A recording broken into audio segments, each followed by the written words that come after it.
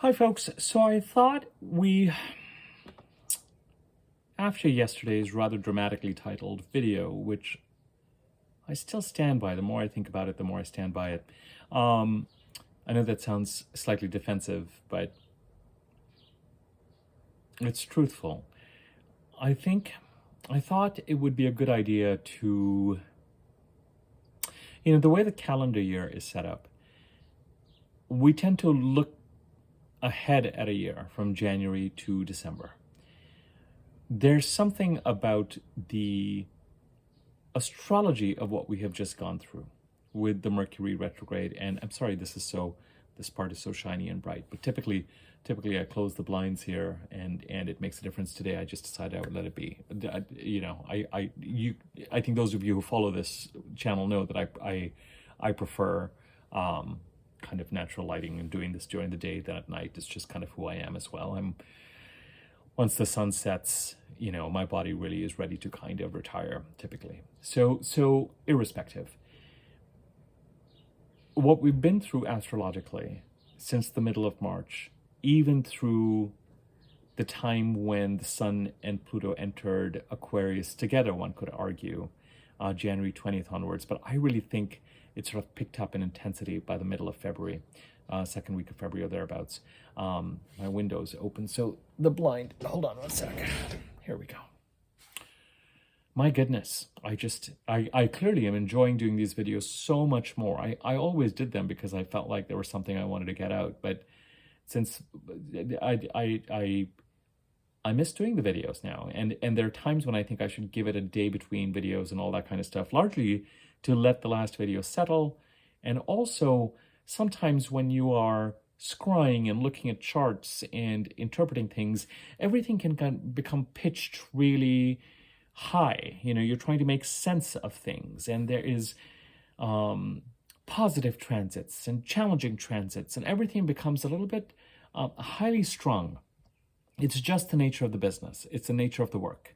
And I think for those of us who follow this kind of work or do this kind of work, I think it's important to go back to life and continue to live life, and kind of use these kinds of moments in these videos as information, but we're really here to live. And as I've said on this channel before, I think that if we are in the flow and feeling like we're on top of things, we really don't need to look at our charts necessarily, or I know that sounds weird for an astrologer to say, but I do believe that. I think ultimately this is a tool to kind of try to bring you back to our own sense of confidence with regard to what needs to get done and how it needs to get done, and feeling like we're in the flow and following the right strategies and following the right intentions that are meant for us. And as I've said to you before, if ever you feel like you're out of flow, always take a look at what the right strategy would be for your North Node placement in your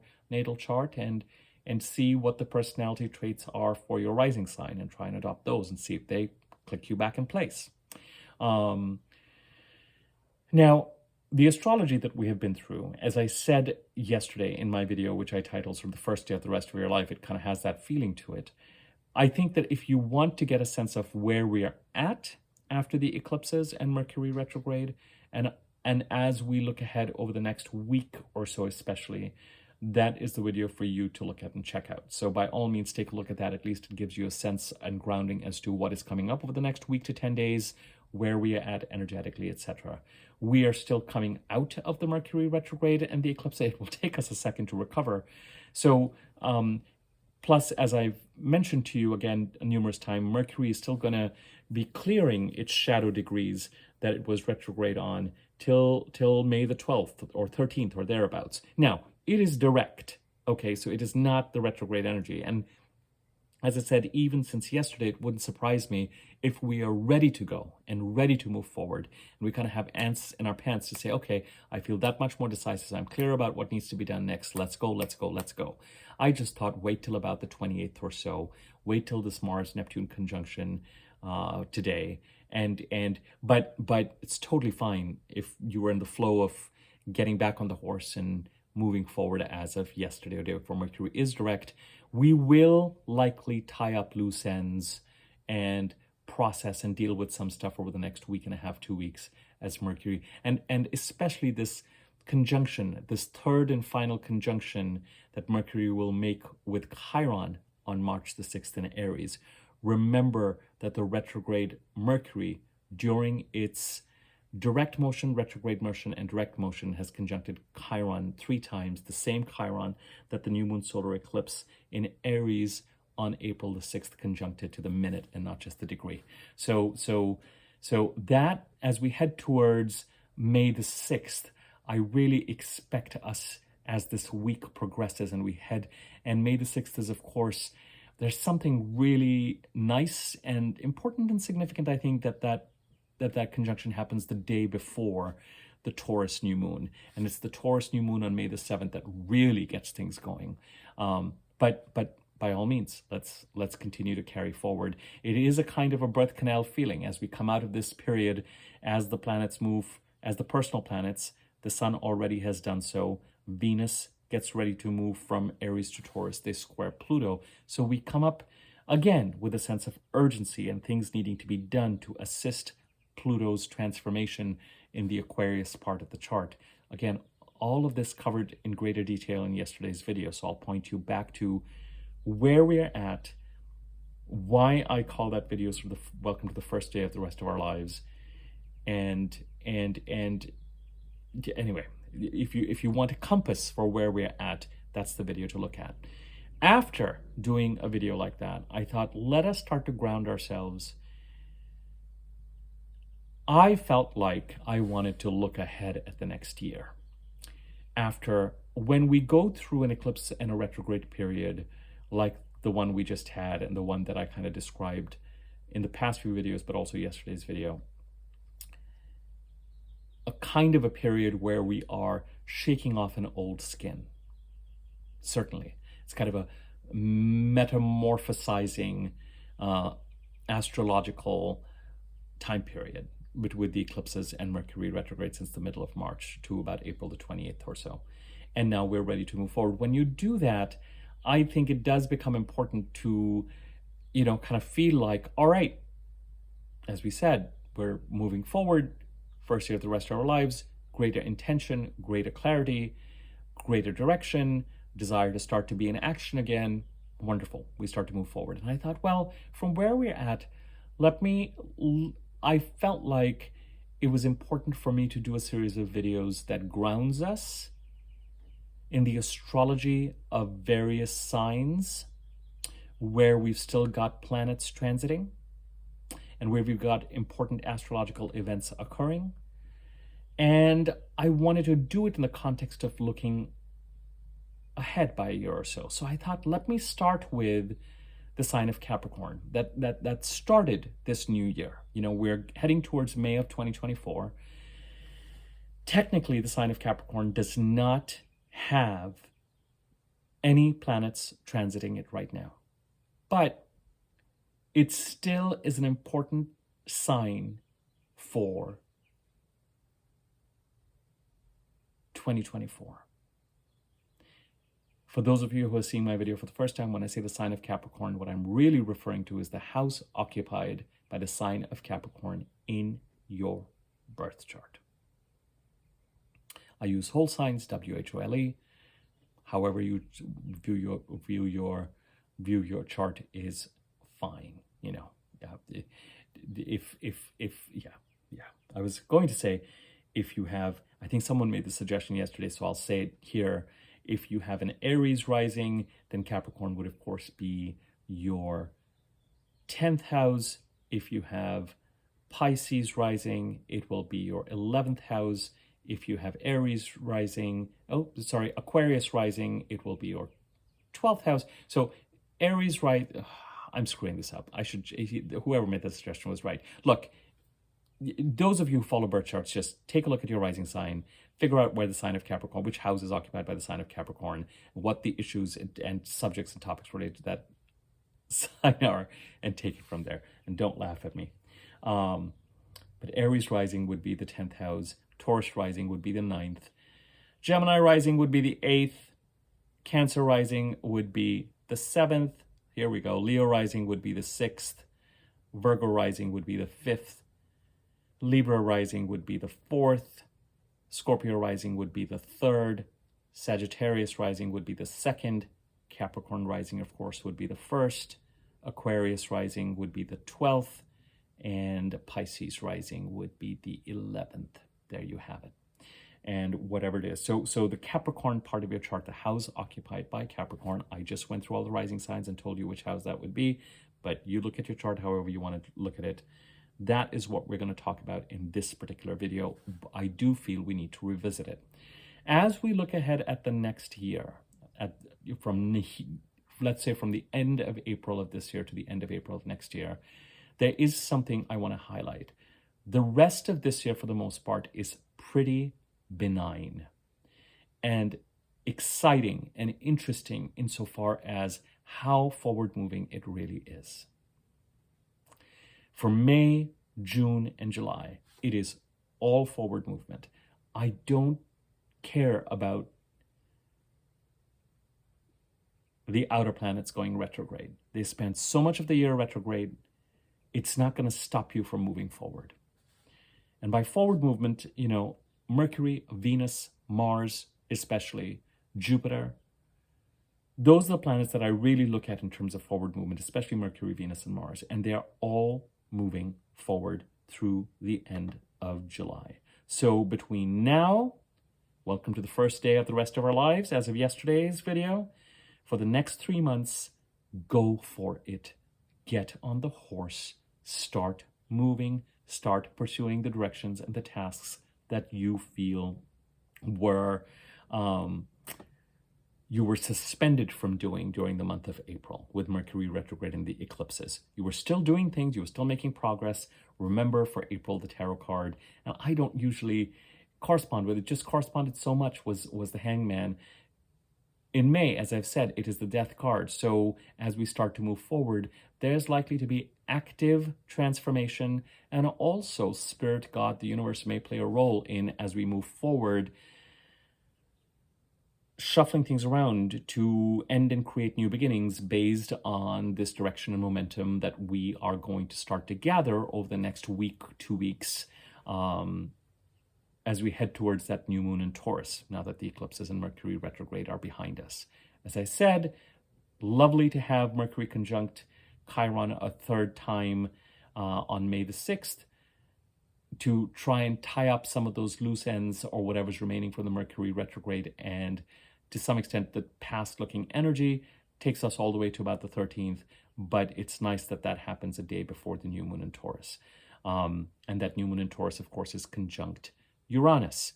And the big astrological event so far this year has been the Jupiter-Uranus conjunction on April the 21st in Taurus. Past videos cover all this stuff. You know where we've been. I'm not going to spend any more time on that. As we look ahead at the year, forward movement till July.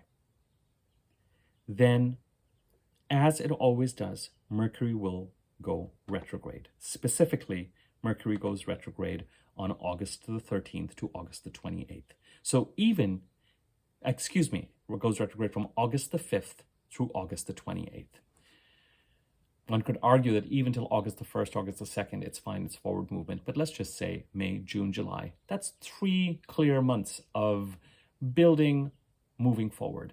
Mercury retrograde occurs necessarily because when we are moving forward for a period of 2 or 3 months, Mercury eventually does need to go retrograde to show us and let us know what details we have missed and what has been and is in our blind spot that we need to become aware of. It is very natural and very human when we are moving forward to move forward based on assumptions. And as developments occur, it is very hard for us to not build fantasies and outcomes and projections and futures based on what is in front of us and what it is that we are doing. It is natural sometimes to pick up on intuitive things that we don't delve into or go into. And then as we get to a certain point, Mercury says, you know what? It's time for us to look at some of these details again. It's time to become clear about what is real and what is not real. What is in your blind spot? What intuitively you picked up for that you need some proof on, so that as we start to move forward again at the end of August, that has been factored into our plans. Fine, normal, brilliant. We need this. As we move past August, we go into September, the eclipses, and again, forward movement for all intents and purposes when it comes to the planets that I described that I would look at.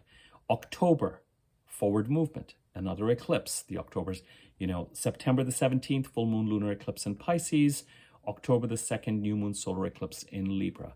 The first of the Pisces eclipses, Libra eclipse, echoing the October 14th to March 25th, October 14th, 23 to March 25th, 2024 period, where we had the eclipses of release in Libra.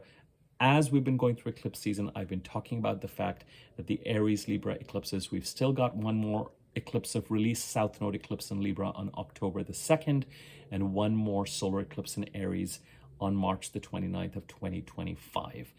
The eclipses change signs this year. We've got one out of the 4 eclipses in Pisces, the first of the Pisces eclipses on September the 17th. And while, again, this is an important period, and it starts to, after I talk about the sign of Capricorn today, the next video I'll do will be on Aquarius, and after that Pisces, and we'll talk about the eclipse in Pisces at that point in time, okay? Because there's a lot that's building. By the time we get September, October, and as we head to Thanksgiving, I would say September, October till the middle of November, even till about November the 20th or thereabouts, forward movement. Mercury goes retrograde again on November 26th. As we head towards Thanksgiving, we enter a time period that takes us to April 2025. I mean, if you think yesterday's video was titled The First Day of the Rest of Our Lives,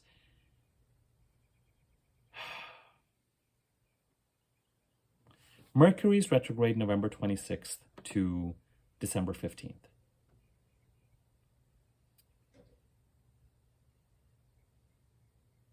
December the 6th, while Mercury is still retrograde, Mars goes retrograde in Leo. The Mercury retrograde this time on November 26th is in Sagittarius. And it's only in Sagittarius. Mars retrogrades in Leo December 6th. Mars goes into Cancer January 6th.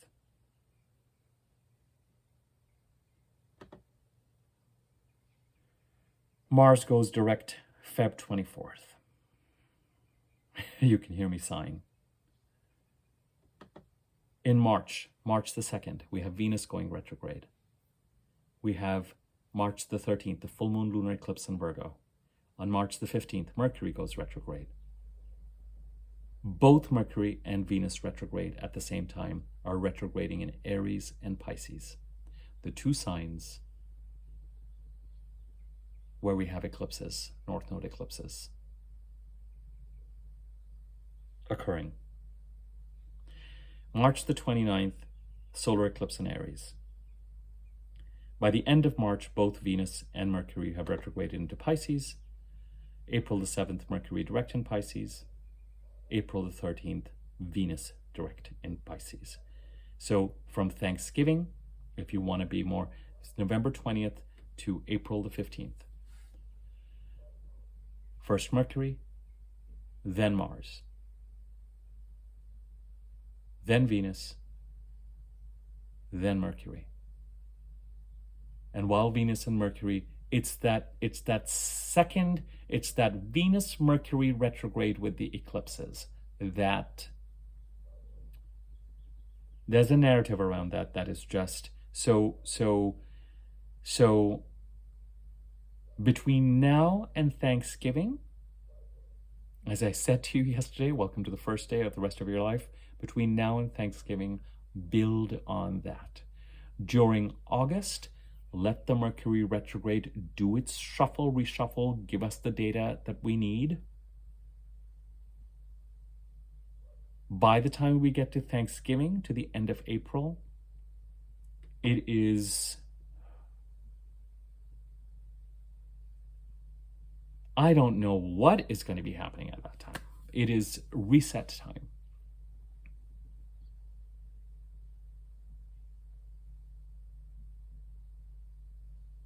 And that Venus-Mercury retrograde in March and April of next year, a year from now. The solar eclipse that we're going to be encountering and dealing with, the lunar eclipse that happens when we look at next March, we have a full moon lunar eclipse on Virgo. The first of the Virgo release lunar eclipses on March the 13th. Fine. Venus is going to be retrograde. Mercury is going to be stationary.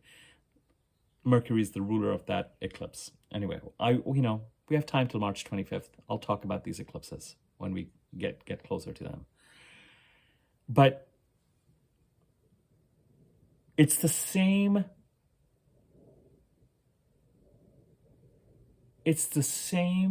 energy that we have just gone through, but even more compounded. The last Aries solar eclipse of these, we had a solar eclipse on April 19th, 2023, April the 8th, 2024, March the 29th of 2025. Same thing as this one. That solar eclipse is going to occur when Venus and Mercury are retrograde. The solar eclipse this year occurred when Mercury was retrograde. Now we have Venus and Mercury retrograde on the heels of a Mars retrograde, on the heels of another earlier Mercury retrograde since Thanksgiving,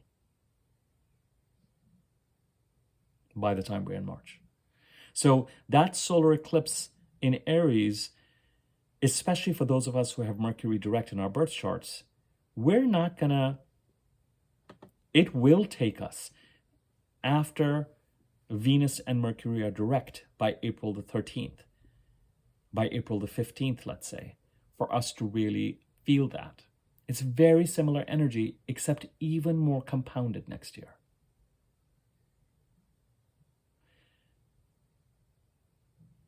And it's really that May 29th of 2025 date that we'll be looking at. Same thing. It's going to be the new moon in Taurus and the new moon in Gemini that are going to continue to pull us forward then next year. Once these retrogrades are done, Mars and Venus, we have, a certain amount of time, then we go back to this kind of time that we have for the bulk of this year. But somewhere, if we are to take an eagle eye, sort of a macro view of what is coming up for the year, forward movement till July, August Mercury retrograde, fine, normal. Forward movement till Thanksgiving, a little bit before, and then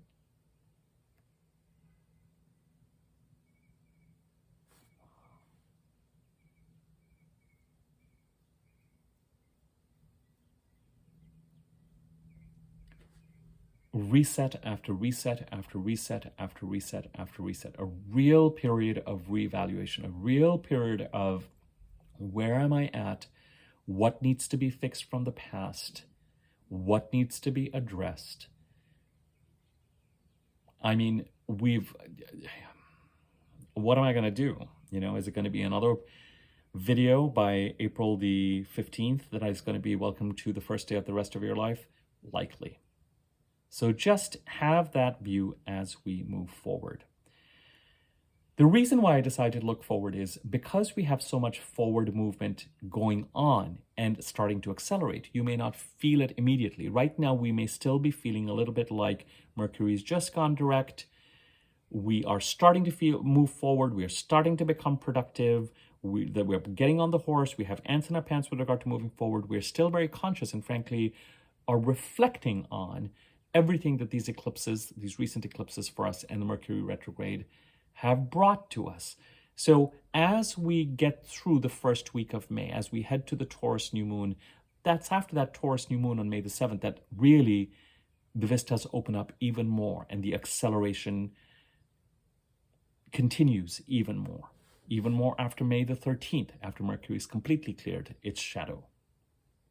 And as the planets move into Taurus, and they are all going to then conjunct Uranus, The Sun and Venus will conjunct both Uranus and Jupiter.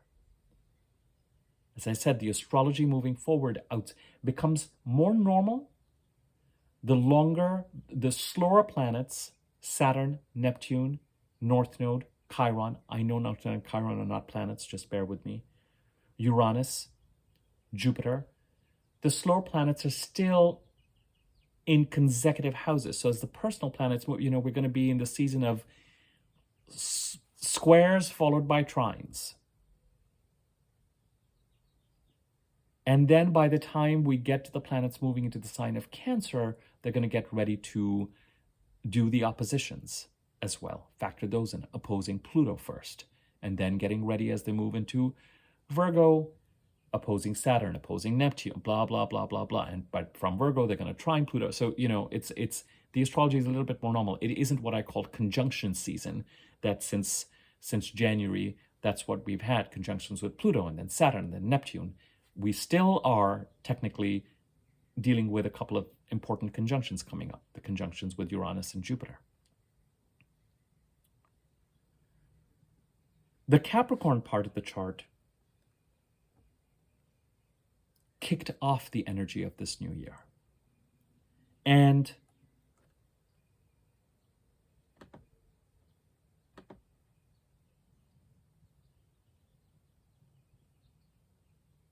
the last of the planets this year to leave Capricorn was Venus on February the 16th.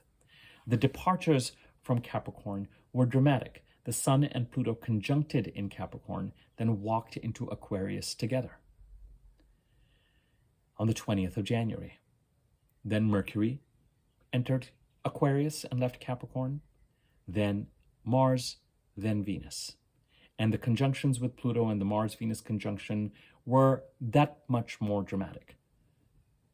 The Capricorn season, and I refer to a season as when the first of the personal planets, Sun, Mercury, Venus, and depending on whether Mars is traveling close by or not, Mars, when the first of these planets enters the sign, the house occupied by the sign of Capricorn, in this case, in your chart, and when the last one leaves, these personal planets are, the sequence of them is putting a kind of annual set of activities, annual attention given to each of the houses in a certain sequence, depending on who enters first, who leaves last, when the new moon occurs especially. So over the course of a year, all 12 houses get a certain amount of attention. As Mars separates, Mars's role changes. It stays behind. And after a certain period of time, after it goes retrograde, it finds itself leading the charge. And we'll see that next year. Mars is getting slower and slower and is starting to get left behind. So Mars will be the last planet, for example, to enter Taurus. Mars will be even further behind by the time it enters Gemini. By the time we're dealing with Cancer and Leo and Mars goes retrograde, the personal planets, the Sun, Mercury, Venus, will be far ahead of it. By the time Mars goes direct, Mars will be ahead. And the Sun, Mercury, Venus will be following up and catching up to it.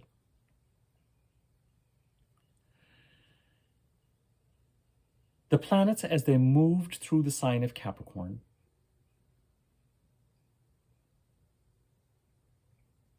trined Uranus in Taurus, supported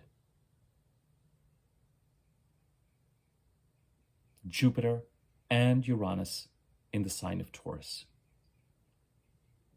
Jupiter and Taurus and Uranus and Taurus, of course, moving towards that conjunction in April.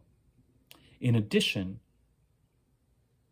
the other notable activity in the sign of Capricorn, in the house occupied by Capricorn, was the Mercury retrograde that was split in December between the sign of Capricorn and Sagittarius. On January the 1st, may I remind you, Mercury went direct in Sagittarius.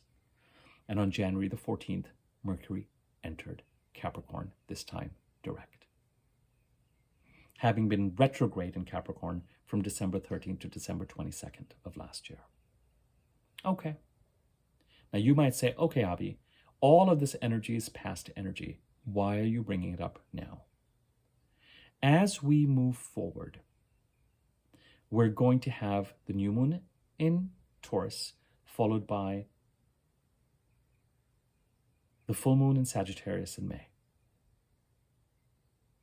Then we're going to have a new moon in Gemini, followed by 2 full moons in Capricorn.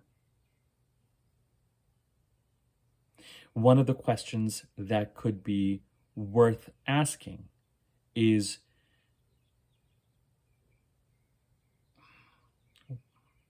this is my way of saying that the Capricorn energy for 2024 has not retired.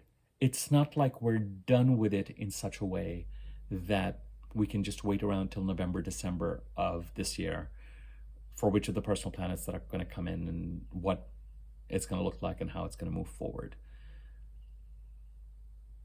As we look at the end of 2024 and into 2025, the Capricorn part of the chart does not play as significant a role in the end of 24-25 as it did in the beginning of this year. Now the energy shifted to Aquarius, and Pisces and Aries and Taurus are, of course, where the heaviest energy is in the first half of this year, with Saturn in Pisces and the eclipse in Aries and Jupiter and Uranus in Taurus.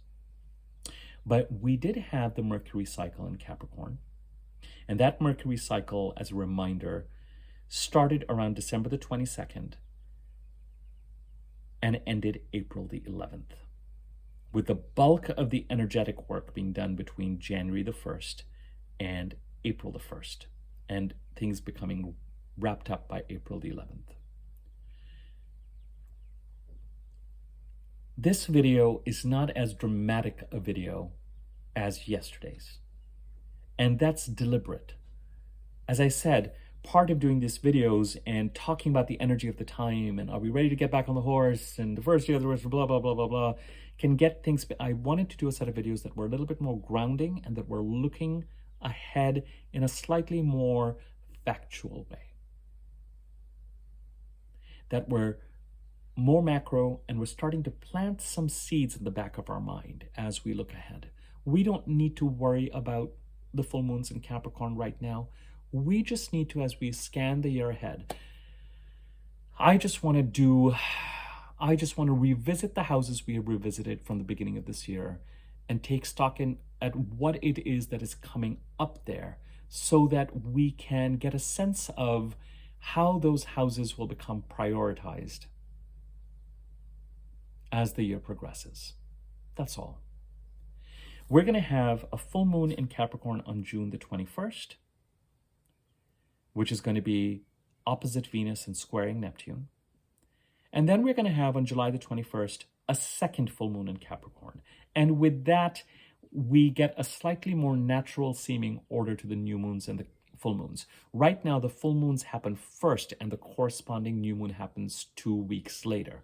So the full moon creates an escalation and the new moon picks up on that escalation and works on it and seeks to resolve and seeks to take us forward when it occurs 2 weeks after the full moon.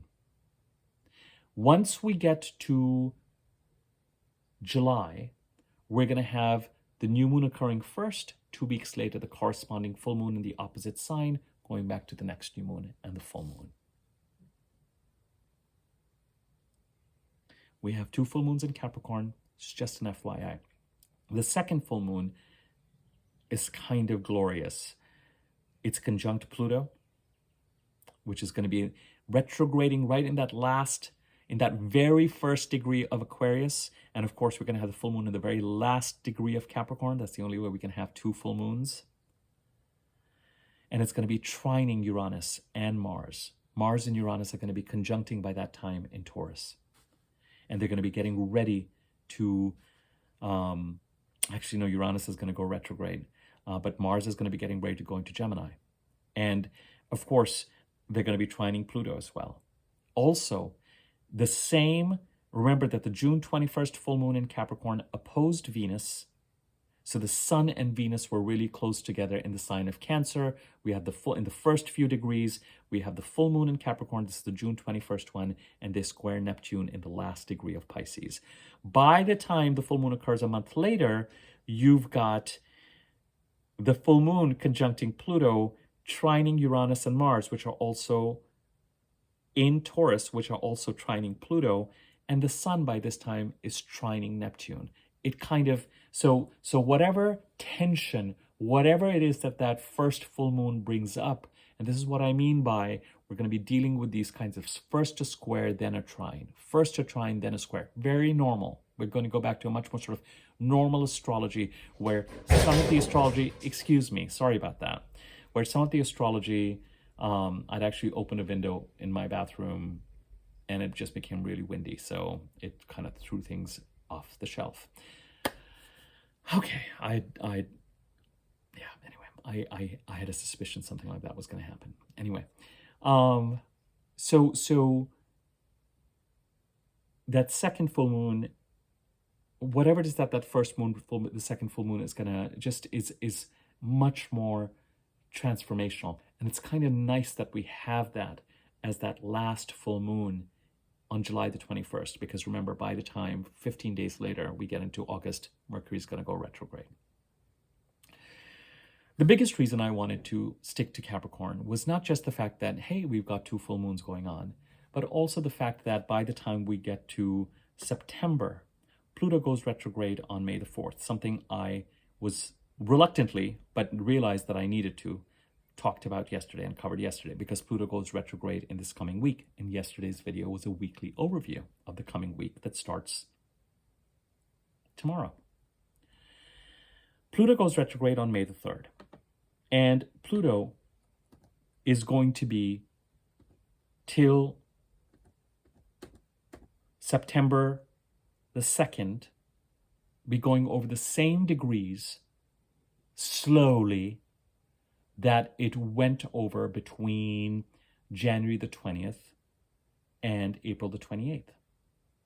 So January to February, February to March, March to April. It took about 3 months to cover a certain amount of space. Now, May the 3rd to June the 3rd to July the 3rd to August the 3rd to September the 3rd. It's going to take 5 months to go over the same darn degrees again. These are the degrees where between January the 20th to February the 20th, it conjuncted with Mercury, Venus, and Mars. And that Mars-Pluto conjunction was a major gate opener in the middle of February for us as we contemplated moving forward again at that time. Pluto will retrograde back into Capricorn September the 2nd. Pluto will go direct on October the 12th. It's going to hover around that last degree of Capricorn, last degree, degree and a half, 2 degrees. Direct on October the 12th. Out of Capricorn, November 19th. So for 2 months or so, it is going to revisit the degrees that it was traveling between Thanksgiving and January 20th of 2023. Those are the degrees it will be covering. But when Pluto does its 2-month final transition in Capricorn, it is going to be closing out a cycle of transformation in the Capricorn part of the charts that it started in 2008, and that for a lot of people start to gather momentum in 2011, after Jupiter and Uranus conjuncted in late 2010 and in 2011, not in Capricorn, but after that conjunction, the Jupiter-Uranus conjunction, as I said in the video about it a few videos ago, is a seismic shift. So 2008, Pluto comes in, and as I've said to you before, you can't just look at a transit in isolation. It is a more complete narrative of what is going on everywhere. You can't mishmash it all either. It's not mashed potatoes, but it is a narrative.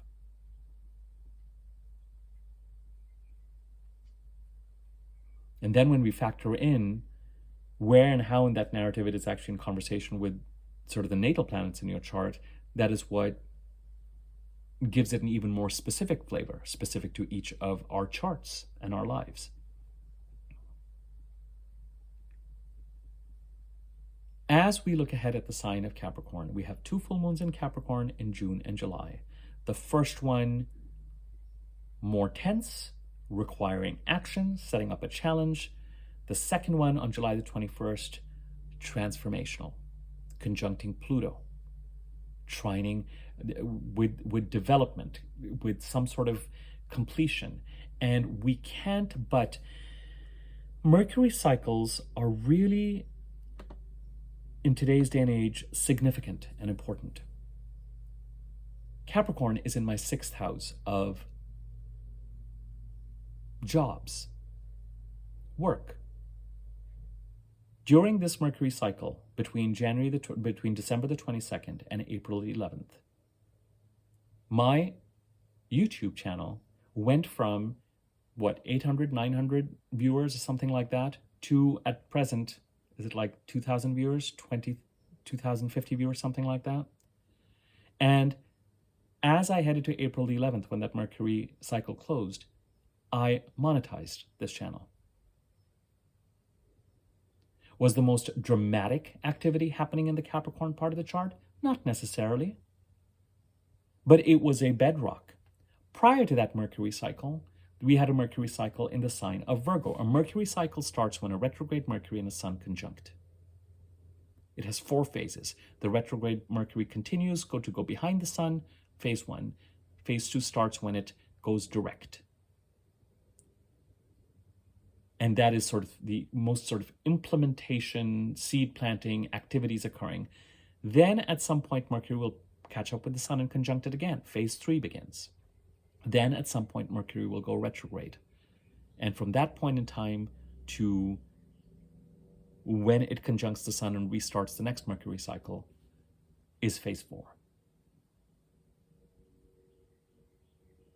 Prior to that, with the Mercury retrograde in Virgo, Virgo is my 2nd house of income, I booked a commercial and a print job that financially played a massive role in sustaining me through various transitions and transformations. And how it is that I was earning a fair amount of my income also kind of started to change and transform. Mercury rules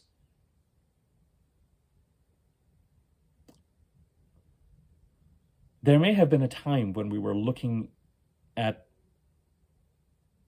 messages to be delivered by post and messengers and pages and carriages and today Mercury is everything.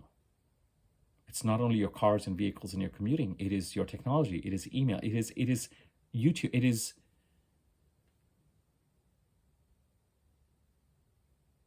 Mercury cycles on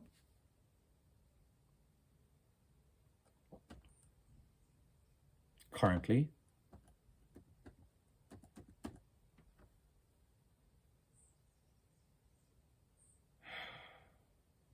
bear with me. This really, I'm not being ridiculous here. On April the 11th, really what I wanted to say was on April the 11th, we started a new Mercury cycle in the sign of Aries. When I talk about the sign of Aries, I will talk about this. The first phase just got done with Mercury going direct on April the 25th. From April the 25th to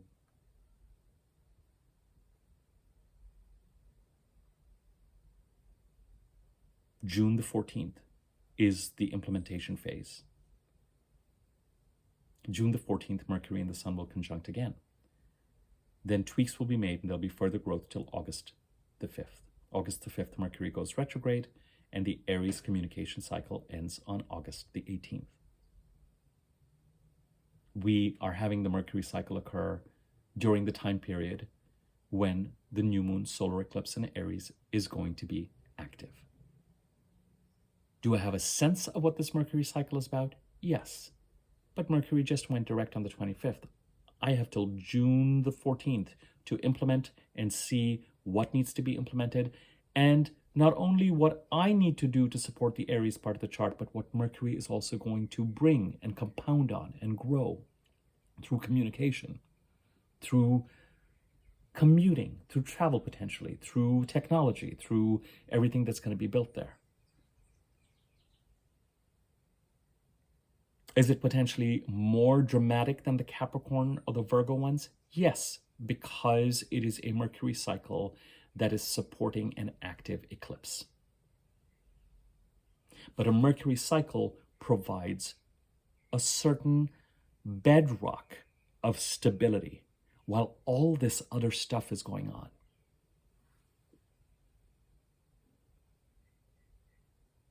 And a certain amount of activity. Certainly, if you look at my January 1st to April the 11th, where has the bulk of my communication activity gone? Into this channel, into this work. And I enjoyed it all along, and I was grateful for and enjoyed the people who were supporting the channel when it was smaller. But I'm deriving a joy through community, Mercury, that was totally unexpected. To the extent that I did a video yesterday thinking I've done it for the week, but I couldn't, I was just like, now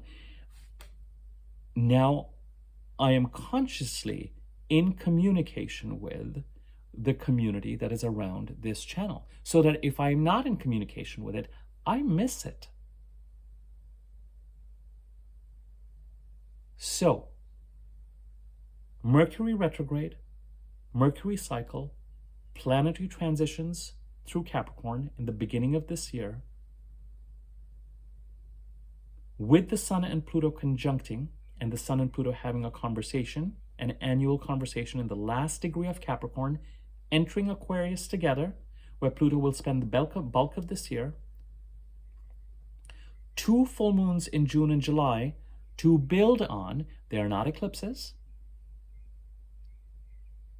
Visibility, completion, developments, busyness, hectic activity perhaps, tension,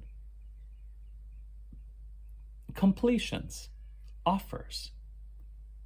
June and July. And then, and most significantly, and this is what you really,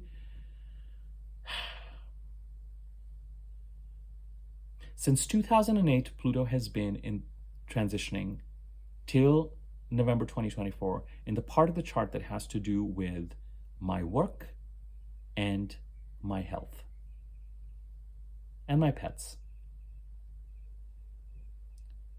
my lifestyle, and it has completely transformed it. Completely transformed it. And I can look back to 2008. It was the first time I articulated the direction I wanted to move in. And interestingly, even the astrology started to pick up after 2008. When I had friends who wanted me to look at that charts, and that is now, that transformation didn't completely get going till about 2011, on the heels of the Jupiter-Uranus conjunctions, late 2010, 2011, in Pisces and Aries. But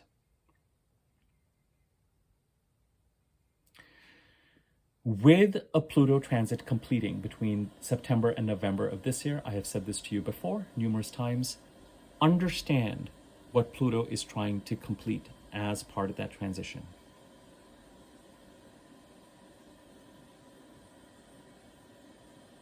I am healthier, I look healthier, I feel healthier than I did in 2008. Does that mean that I'm completely cooperating with lifestyle changes that Pluto wants me to make? No.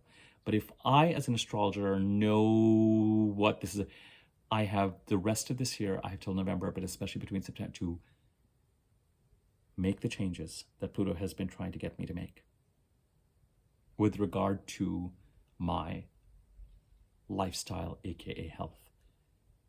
How much do I work? How do I handle my work? Physical health, mental health, diet, exercise, rest, what is right for me. And what is right for me does not have, and this is the thing I've said to you with Pluto. Pluto's change and transformations Pluto is constantly checking and seeing, is this right for you? Is this right for you? Then I will slowly transform it, slowly transform it, slowly transform it. The only time power struggles occur is when either you are really attached to something that Pluto is trying to get you to let go of, or when someone else is really trying to get you to stay in something that Pluto is trying to get you to get rid of.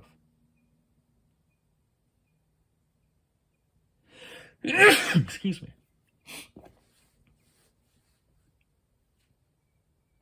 This is not as dramatic a video, or maybe even, I would argue, as significant a video as the one I did yesterday, the weekly overview for next week, which talks about the energy of the time. Got it. And what I may have to say on the Capricorn side of things may feel relatively benign. Fine. But we can't count out the sign of Pluto for the rest of 2024. The sign of Capricorn for the rest of 2024 with the 2 full moons. It's not as intense currently, and even with the 2 full moons coming up, it's going to talk more to an intensification of activity rather than sustained activity, which is what we saw from November of 2023 to April of 2024, a certain amount of sustained activity related to the Capricorn part of our chart. It's not going to be the same when we look at the June and July full moons. But it's interesting, we've got 2 of them. And it's interesting that a sign that, and a house that we might otherwise look at 2024 and think, it's not really that relevant. It stays relevant. And I have no doubt when Pluto's going to be there for a couple of, I haven't, there was only so much of looking ahead that I could really bear to do after I looked ahead to March and April of next year. It is, at the end of the, it is, if as I said to you, if the April 19th eclipse of last year set something in motion in the Aries part of the chart, as you would expect it would, it was a solar eclipse, then the April 8th one pushes us even further. And as I've been telling you timeline-wise, we've still got another eclipse of release on October the 2nd, another solar eclipse on March the 29th. And by the time we get to March 29th of next year, and by the time we get to May 29th, we're going to be remembering this time. It is what we've been through kind of on steroids. Venus retrograde, out of all the retrogrades, the Venus retrograde is in some ways the most useful and necessary, but it's also a really stressful retrograde financially. And with Mercury retrograde, luckily they're not as long as a Mars retrograde, where we kind of lose our vitality to a certain amount of time and kind of have to go back to, but it's a lot of reevaluating. It's a lot of reevaluating. So to summarize, where I think this video hopefully,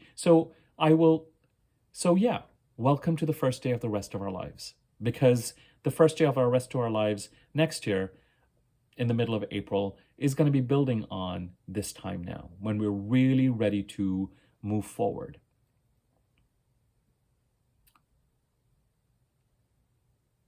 And we're going to be moving forward in the Aries part of our chart, house occupied by Aries.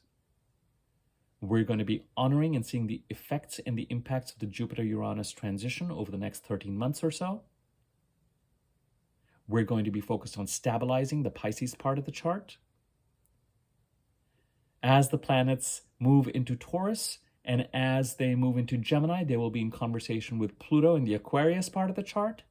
But it's not quite as intense as what is occurring in Pisces, Aries, and Taurus. And as we head towards June and July, the Capricorn part of the chart says, hey, I'm here. Ready to welcome Pluto back in on the heels of the conjunction with the last full moon on July the 21st. By September, Pluto comes back into Capricorn. And between September and November, we get to cooperate, support Pluto in its transition. Or else, this is the thing with Pluto. If we don't cooperate with Pluto in its transitions, is when Pluto forces a transition. So to continue to give you my example, if I don't make all the lifestyle changes and change that Pluto has been encouraging me to do, it's possible that to accelerate it between September and November, Pluto just goes, you know what, here. Now you've got to. And lands me with something or a symptom or something that has to be taken care of. So it's in my interest. Ultimately, if what Pluto is trying to do is in my best interest, can I find a way to prioritize that change or let it continue to build over the course of this year as I head towards September to November, so that by that time I am ready and I can help make that change. And it could be that these two full moons in June and July play a role in that process. This Capricorn video, it doesn't just come out of nowhere. We've got the annual part of the review that I talked about as we look ahead. And the next video I'll do will talk about the Aquarius part of the chart. And there, guess what? We're talking about Pluto again. It's kind of a less complicated discussion. You already know most of what is going to be covered. Then we look at the Pisces part of the chart. An extremely important, again, an extremely important house this year. And next year, starting next year, wow. With that Venus and Mercury retrograde at the time of the Aries eclipse and the Pisces new, tying the Pisces and the Aries part of the chart together, and by that next year, this year, 3 of the 4 eclipses are on the Aries Libra axis and only 1 is on the Pisces Virgo axis. Next year, 3 of the eclipses on the Pisces Virgo axis and 1 is on the Aries Libra axis. Then we'll talk about the Aries part of the chart, and I want to talk about Mercury clearing its shadow degrees and what we can expect there coming up. And by that time, we'll be ready to talk about the Taurus new moon eclipse. And I think it's worth looking at all of that. By the time we're done with that, we're going to be ready to talk about the Sagittarius full moon eclipse, which is going to be in conversation with the Gemini part of our chart. So if we are getting on our horses for forward movement that take us through July with a break in August and then take us into... give me one sec. Just bear with me here for a second.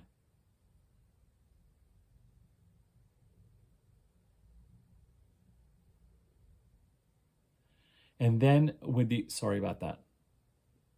And then with the Aries, and then after August takes us towards Thanksgiving. As I said, between now and Thanksgiving, it is pure forward movement with August being a necessary correction. So go for it. At least we know how we're heading and what we're doing moving forward. And then we enter, if we thought we were shedding a skin between the middle of February to April 25th of 2024, we're going to be